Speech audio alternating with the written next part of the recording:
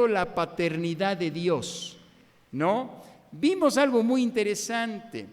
Imagínese la gran dicha de ser papá, en este caso de ser papá.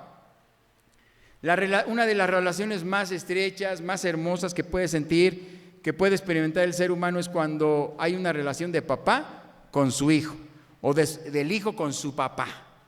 Y vimos algunas características de esa relación. Y vimos, mis hermanos, que Dios se relaciona como Padre. A Dios no le dice es el Todopoderoso, que hubiera sido, que así se hubiera podido designar Dios como dirigirnos al Todopoderoso. O Dios hubiera dicho, bueno, diríjanse a mí como el jefe, yo soy su jefe. Y entonces hubieran dicho, no, pues nuestro jefe y nuestro, pues no, pero Dios no designó ninguno de esos conceptos, sino que Dios designó el concepto de papá, de padre.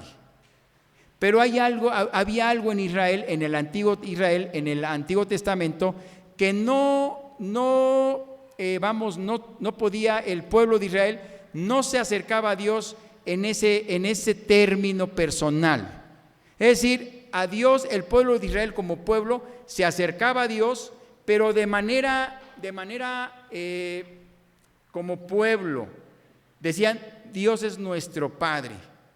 Pero de manera individual, el pueblo de Israel no se acercaba a Dios como papá. Es decir, una persona no le decía a Dios papá. Padre, por favor, escúchame, ¿no?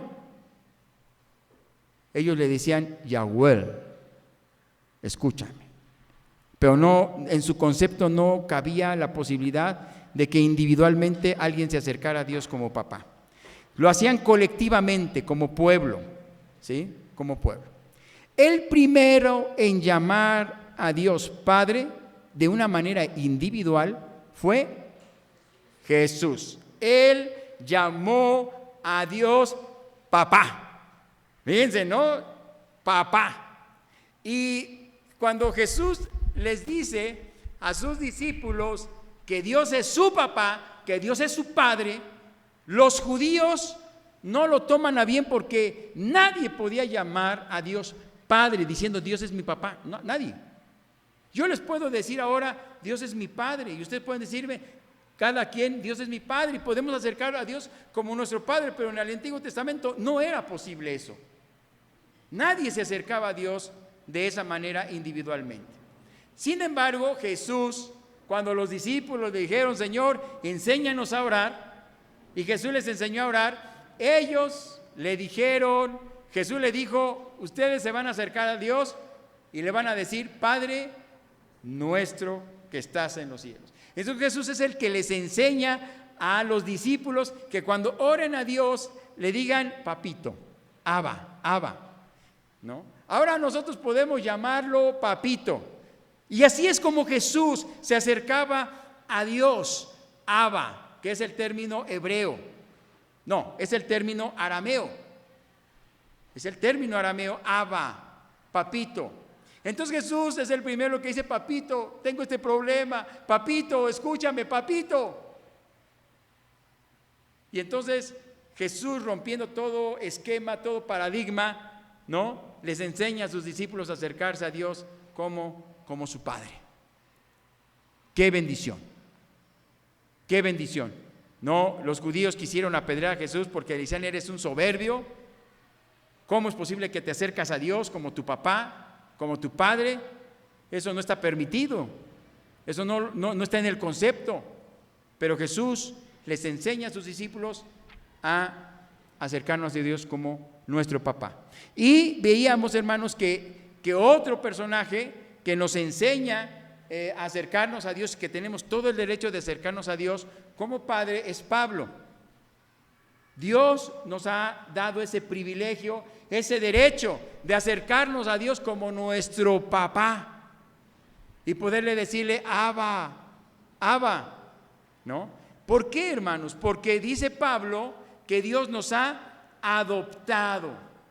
Dios nos ha adoptado. Y Pablo habla de la adopción, ¿no? Las personas que no pueden tener hijos por alguna razón optan muchas veces por adoptar, que es otra manera de ser papá, y es una bendición que logres adoptar a un hijo y tengas, ¿verdad?, el amor por esa persona que tal vez no corre tu sangre en las venas de ese niño, pero que llegas a amarlo como si fuera tu propio hijo, que le vas a dejar tu casa, tus negocios a ese hijo, que ya estás acompañado, que tienes un hijo. Nosotros no somos hijos naturales de Dios. Nosotros somos hijos adoptados. Dios nos adopta como sus hijos. Y dice Pablo, si Dios nos ha adoptado, somos herederos juntamente con Cristo Jesús. Es decir, a los mismos derechos que tiene Cristo como hijo del Padre son los mismos derechos que tenemos nosotros, porque Dios el Padre nos ha adoptado como sus hijos. Se pueden imaginar. Claro, no somos igual que Jesús, no. Pero dice Pablo que somos herederos juntamente con Cristo Jesús. Es una bendición que espero, hermano, que por esta Dios te dé la gracia de entender y de valorar y de amar a Dios, porque Él te ha adoptado como su hijo. Somos hijos de Dios y podemos acercarnos con toda la confianza porque Él es nuestro Padre. Amén. Espero que esa sea una gran bendición. Ser padre, el término padre, veíamos, es un término de honor, es un término de honra y honor. Cualquiera que tenga un padre, hermanos, cualquiera que tenga un padre, hónralo, obedécelo, porque es el primer mandamiento en donde Dios se compromete a dar una bendición a aquel que honra a su papá, a sus padres. En el Antiguo Testamento, cualquiera que deshonraba a sus padres era apedreado. No había la posibilidad de que un hijo desobedeciera o tratara mal a sus a sus padres. Hoy en día, hermanos, es muy común que los hijos les griten a los padres y que los padres casi se esclavicen a los hijos. Esto ya ha cambiado el panorama el día de hoy. Pero en el Antiguo Testamento no era de esa manera, porque el término padre es un término de honor, ¿no? Es un término de honra. Es un privilegio ser padre. Es un privilegio ser papá. No hay cosa más grande que ser papá, de veras, se los digo así. Cuando vi a mi criatura, cuando Mari estaba en el hospital y allá voy a ver al niño, ¿no? ¿Dónde está el niño? No, pues que ya nació. ¿Dónde está? Pues allá lo tienen en un cubículo. Y va la enfermera, no me acuerdo cómo estuvo, pero me trae a mi chamaco y así por el vidrio me enseña a mi chiquillo. Toda mi carota, dije, ese es mi hijo. No hay duda. No cabe la menor duda de que ese niñito es mi hijito. Y la emoción de por primera vez verlo ya fuera de la pancita de mi esposa, porque había yo sentido sus pataditas, las sentía mucho aquí, me pateaba el chamaco, pero nunca lo había visto. Pero ya cuando lo vi, no hay cosa, no, es indescriptible eso, hermanos. Es mi hijo. Y vaya que si uno ama a los hijos, ¿no? Vaya que si uno ama a los hijos. ¿Qué no haríamos? Es una bendición. Y Dios se ha dignado, Dios dice, yo soy su padre, así como ustedes aman a sus hijos y los cuidan y los procuran, porque decía Jesús, si ustedes siendo malos saben dar cosas buenas a sus hijos, ¿cuánto más su Padre Celestial le dará cosas buenas a ustedes? Dios es Padre, Dios es Padre, porque es proveedor. Una característica de Dios como Padre es que Él nos provee. Cualquier padre, una característica de un padre es lo acabo de decir, de proveer para sus hijos.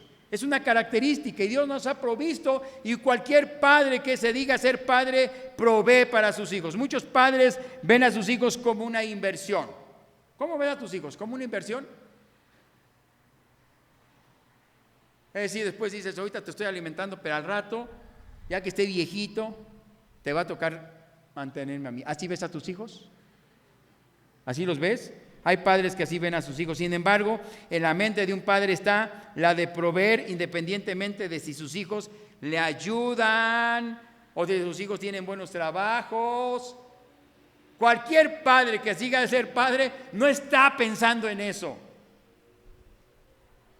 Cualquier padre que siga a ser padre es de ser padre siempre, a todo momento, independientemente de si mis hijos el día del padre me hablan por teléfono, ¿no? Independientemente de mis hijos, el día del padre me llevan un regalo. Independientemente de, yo no dependo de si mis hijos me dan o no me dan para yo sentirme feliz. Yo no dependo de eso. Porque mis hijos no son una inversión. No son una inversión en donde voy guardando mi dinerito y después ese dinerito me va a dar rendimientos. No son eso. No son eso. Y yo no dependo. Si me quieren hablar y me felicitan, si me dan regalo, qué bueno. Bien por ellos, no por mí. ¿Me explico? Bien por ellos. Qué bueno que me das regalito. Y qué bueno que me hablas por teléfono. Y qué bueno que me das abrazo. Qué bueno por ti. Que yo siento bonito, ¿eh? Pero qué bueno por ti, hijo. Porque les estás enseñando a tus hijos cómo te van a tratar el día de mañana a ti. A ti. Porque la misma escuela no es la misma escuela que me ignoras, que no me das nada al día. Esa misma escuela la van a aprender tus hijos. Esa misma escuela la van a aprender tus hijos. Entonces, qué bueno por ti. Qué bueno por ti, hijo, que me das abrazo, que me das besito, que me dices papito y me abrazas. Y qué bueno por ti. Porque es el trato que tus hijos te van a dar el día de mañana. Si tú no esperas nada de tus hijos, te vas a evitar muchas decepciones en la vida. En serio, hermano. 10, un padre puede mantener a 10 hijos, pero 10 hijos no mantienen a un padre. Los hijos muchas veces somos ingratos. Me incluyo. Somos ingratos. Los hijos somos muy malagradecidos. Dios quiera que Dios nos despierte a nosotros como hijos para venerar y respetar a nuestros.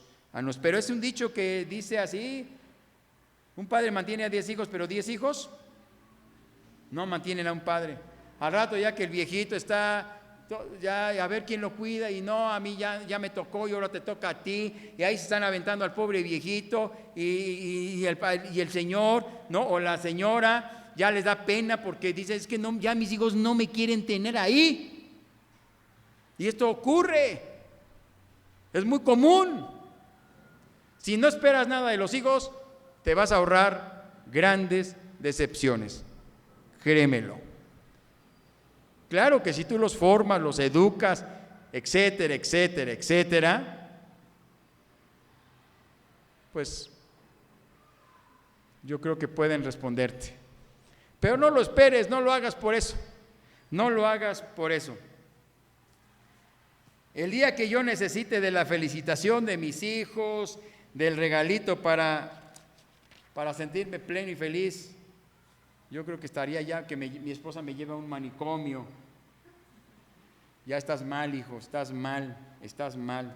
Porque a veces nos frustra un poquito, ¿no? Ay, es que ahora no se acordaron de mí. Mis hijos no me han hablado. Mis hijos no me dan nada cuando es día del papá o de la mamá o lo que sea. No, tu principal labor es la de proveerles independientemente de si ellos te dan o no te dan, independientemente de ellos. No dependemos de ellos. El término padre implica disciplina. El término padre implica proveer, ¿o no? Implica proveer. Proveer. El término padre implica disciplina. Una característica de Dios como nuestro Padre es la de disciplinarnos. Dice, porque si Dios no nos disciplina, entonces son bastardos y no son hijos. Un padre disciplina, un padre ejerce la disciplina y Dios la ejerce. Y no quiere decir que al ejercer la disciplina es que ya no te quiere, ya te ha dejado. No, es parte del ser papá. Es parte del ser papá, ejercer la disciplina. Ahora, ejercer la disciplina no es gritar ni golpear, porque a veces pensamos que estamos disciplinando al hijo cuando estamos gritando y le estamos diciendo, no, eso no es disciplina. Ni golpear de una manera brutal a los hijos es disciplina. Eso no es disciplina. Proverbios 22:15. Proverbios 22:15.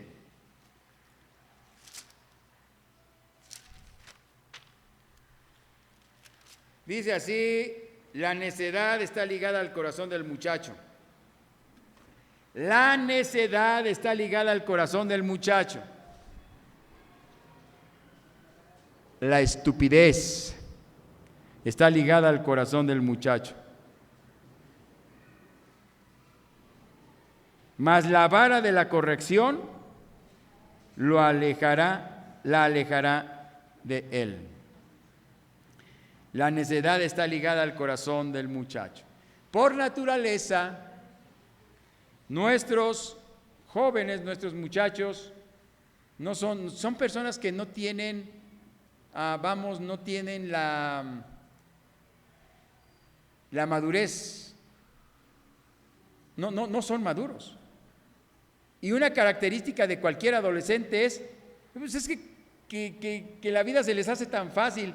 Es la inmadurez, ¿no? Por eso dice la palabra de Dios, la necedad está ligada al corazón del muchacho. Y si tú le dejas hacer al muchacho lo que se le pegue la gana,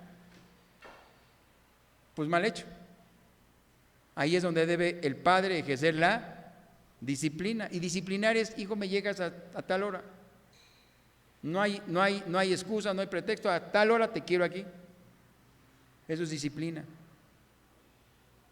Es ponerle límites al muchacho. Y no es malo. ¿Sabes qué, hijo? Tiendes tu cama, barres tu cuarto, bla, bla, bla, bla, para que tengas ciertos derechos. Eso es disciplina. Eso es disciplina. Que los jóvenes se vayan haciendo responsables. Eso es disciplina. Porque ellos no nacen siendo disciplinados ni responsables. La disciplina, no, la responsabilidad se aprende, no es algo con lo que nacen ellos. Y es algo que tú les vas a enseñar a ellos con el tiempo. La necedad está ligada al corazón del muchacho, la tontera.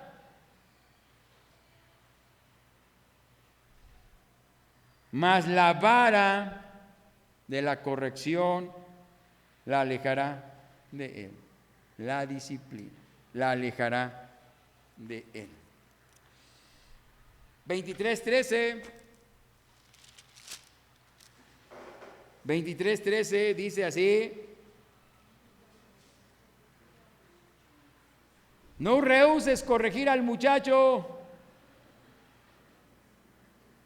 Fíjense, este texto me encanta, ¿no? Porque a veces pensamos que cuando tú le das una nalgada al niño, ¿no? Le das pues sí, sus cueracitos así, que le dices, hijo, te voy a tener que corregir, ni modo. Pero fíjense lo que dice, es que nosotros pensamos que vas a traumar al niño, no le pegues, lo vas a traumar. Pero fíjense lo que dice la Biblia, no rehuses corregir al muchacho, porque si lo castigas con vara, No le va a pasar nada. No creas que se va a morir, no creas que se va a traumar. Al contrario, le vas a dar pura medicina. No le va a pasar nada, dice, no rehuses corregir al muchacho, porque si lo corriges con vara, órale, chamaquito, sus nalgaditas, y obedece. Si lo corriges con vara, no morirá. No le va a pasar nada. Y ahora suben ahí en muchos memes, muchos en internet, ¿no? Que muchos crecimos con la chancla de la mamá, ¿no? ¿No han visto esa película de que la abuelita que se llama Coco, ¿no? ¿No han visto esa película? ¿Sí o no? ¿O son tan espirituales que no han visto esa película? Y esa película es del diablo, porque habla de los muertos y... Bueno, miren, no es así que digas, pero a mí me gustó Coco. Su cara así mal encarada, la viejita, ¿no? Y muy estricta la señora, ¿no? Muy estricta la señora. Así eran los abuelos de antes, así eran. No morirá. Lo castigarás con vara, dice el 14, y lo librarás, y librarás su alma del Seol, de la muerte prematura. ¿Cuántos chamacos crecen sin nada, sin como dicen, andan como burros, sin mecate, no andan como burros sin mecate, y les llega la muerte temprana? Entonces, cuando tú corriges, cuando tú ejerces disciplina, estás librando a tu hijo de morir a edad temprana. Así dice la Biblia, lo castigarás con vara y lo librará su alma de la muerte. Es lo mismo, ¿no? Del Seol, de la muerte. Ya muchos padres no les tiembla la mano para corregirlos. No, ya. Y no estoy diciendo, no, estoy hablando de algo normal, ¿no? De algo que debe ser. Entonces el término padre implica disciplina.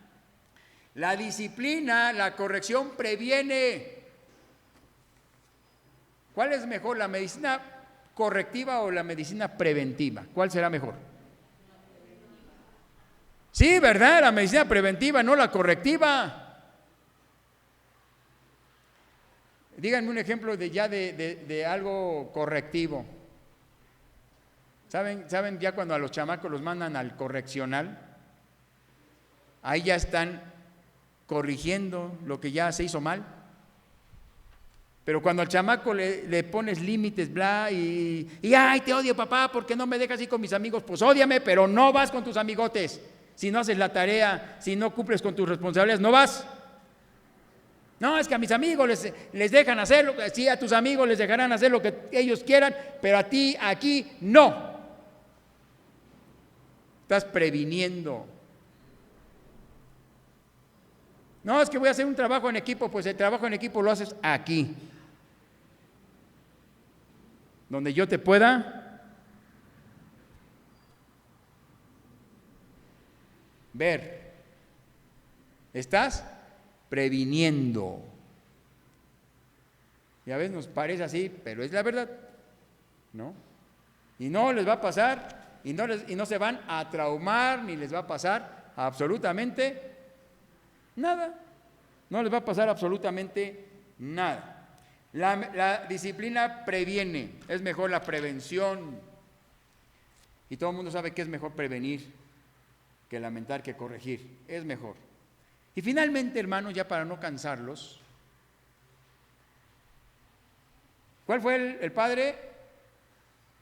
Provee. El padre disciplina, y esas son cosas que Dios hace, y son cosas que nosotros debemos, pues, ¿de dónde vamos a tomar nuestro modelo de padre? Pues de nuestro Dios. Pues de Él. ¿Quién nos va a enseñar a ser padres? Dios nos va a enseñar a ser padres, y a Él no le tiembla la mano cuando nos corrige. A Él no le tiembla la mano. Créanme, hermanos, a veces es tan dura la disciplina de Dios, la corrección de Dios, que de veras, hermanos, es terrible. Es terrible. Pero lo hace. Y lo hace por tu bien. Y a veces ya cuando tus huesos rotos y todo eso, ya dices, Señor, perdóname, pues siempre sí tenías razón. Y vuelves a Dios, pero ¿qué te costó? Un jalonzototototote de orejas, ¿no? Finalmente, el término padre implica dar ejemplo, modelar. El término padre implica dar ejemplo a nuestros hijos. A tu hijo no le vas a decir, mira, tu hijo, el mejor ejemplo no es el que se dice. El mejor ejemplo no es el que se dice, es el que se modela. ¿Qué quieres que tu hijo venga a la iglesia? ¿Cómo van a aprender tus hijos a venir a la iglesia? Pues tú, ¿cómo vas a enseñar a tus hijos a orar a Dios, a ser agradecidos con Dios? Cuando te ven que tú agradeces a Dios. ¿Cómo te van a decir decir la verdad a pesar de todo, hijo, siempre la verdad? Cuando el abonero llega a tu puerta y de modos, híjole, no tengo para el abono esta semana, oiga, Señor, discúlpeme, pero no le dices a tu hijo, dile que no estoy. Dile al abonero que no estoy. Y para colmo de males, hermano, luego el chamaco sale y dice mi mamá que no está. Ya la regó el chamaco, ¿no? Pero pues el chamaco va a decir lo que, pues va a ser muy honesto, ¿no? Pero ¿quién enseña a los hijos a ser temerosos, a ser chismosos, a ser deshonestos, a no respetar a las autoridades? ¿Quién enseña todo eso? Pues los padres. Por eso, hermanos, los maestros, ¿no? Los maestros dicen, cuando ven al niño, Dios mío, pues ¿qué pasa aquí con este niño, no? Y el niño no es el problema refleja un problema atrás del niño, ¿no? Atrás que va a reflejar problemas que vienen de los padres. De los padres. La mejor manera de educar a nuestros hijos es darles el ejemplo. De la mejor manera, no hay otra manera.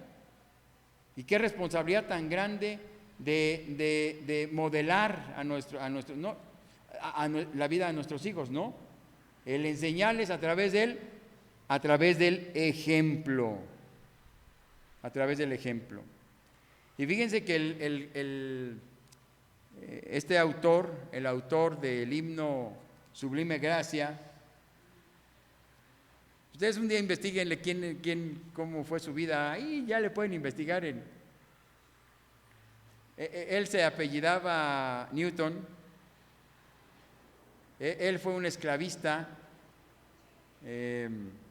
traficaba con esclavos, pero siempre tuvo el buen ejemplo de su mamá, de que oraba, de que decía, hijo, vamos a orar, y le enseñaba la Biblia. Aunque él después se descompuso en el camino, se hizo malo, el tipo se hizo malo, ¿no? Pero dicen que en una ¿cómo se llama? En una de esas aventuras en el mar, el barco estaba a punto de hundirse. O sea, el barco ya no contaban con que salieran con vida de ese naufragio. Entonces él le tuvo tanto miedo a la muerte, porque se acordó de lo malo que había sido, pero también se acordó de las lágrimas de su mamá, de las oraciones de su mamá, de que su mamá iba a la iglesia. Dice, Señor, si tú me perdonas y me dejas con vida, voy a regresar a donde mi mamá me enseñaba, a la iglesia, a leer tu palabra. Te lo prometo, le dice. Y entonces ese recuerdo de su mamá orando, yendo a la iglesia, enseñándole la Biblia, fue finalmente lo que lo marcaron. Y es verdad, hermanos, o sea, cuando no se muere, si a duras penas sobrevive y todo eso, él se aleja de eso y se hace cristiano, después se hace pastor. Estoy hablando de ese señor Newton. ¿Cómo se llama? Sublime Gracia. Ahí está el nombre de este John Newton, ¿no? ¿Cómo se llama? John Newton, gracias hermano. Así se llamaba, John Newton. Y cuando empieza a escribir, o sea, viendo su vida, sublime gracia del Señor, que a un infeliz salvó. Sí, él era un malvado. Así, ¿no? ¿Y qué más sigue diciendo? Bueno, ya. Pero él refleja su vida en ese himno. Y ese himno, hermanos, es uno de los más hermosos. Yo he escuchado este himno cantado este himno, ¿quién no lo ha cantado, no? Este himno lo cantó en su momento Presley. Elvis Presley lo cantaba magnífico. Sinatra. Bueno, todos los artistas estos, es tan bonito el himno que en la voz de Elvis Presley es escuchar algo precioso. También Kalimba, no, ya lo echó a perder el himno. Kalimba dice, ¿no? Pero es un reflejo. Cómo la vida de su mamá impacta a este hombre cuando era niño. Lo impactó, el modelo de su mamá. Y ahí se cumple lo que dice la palabra de Dios, ¿no? Cuando dice, educa a tus niños, instruye a tus niños, y aun cuando fueren viejos, no se apartarán de él. No se apartarán de él. Se pueden apartar un tiempo, pero al rato van a regresar. Papás, es una bendición ser papá, es una gran bendición, hermanos, pero también es una gran responsabilidad. Así con la honra viene la responsabilidad, las obligaciones, ¿no? Pero son obligaciones muy, muy buenas, que nos dan satisfacción. No hay mejor satisfacción que le lleves de comida a tus niños, que los cuides y que les pongas buen ejemplo, porque estás formando vidas. O sea que es padre eso, mano. Es una labor que no es fácil, ¿no? Que no es sencilla, pero que trae grandes satisfacciones. Ayer ayer o antier, no me acuerdo, mi hijo Jonathan, que ya está bien barbón, él se dejó la barba. Yo no sé cómo lo besan sus niñas. A mí mis nietecitas me dan besitos y, abuelito, tus pelos, tus espinas me lastiman. Quítate las espinas. Así me dicen, quítate las espinas. Pues yo no sé cómo le hace conmigo Jonathan, porque él está barbón. Él está barbón. Y cuando él se despide, papá, y me acerca a su cachete para darme beso, me raspa. Pero créanme, hermanos, que es un beso que disfruto, como no tienen una idea. Es un beso que disfruto, el abrazo de mi hijo cuando se despide, papá, hasta luego, te quiero. Es algo que algo habré hecho bien para que mi hijo se despida de beso. Es una bendición. Felicidades, queridos padres, en este día en el que hoy se les celebra, gracias a las hermanas, a la femenil y a las que no son de la femenil también. Que Dios les bendiga, mis hermanos.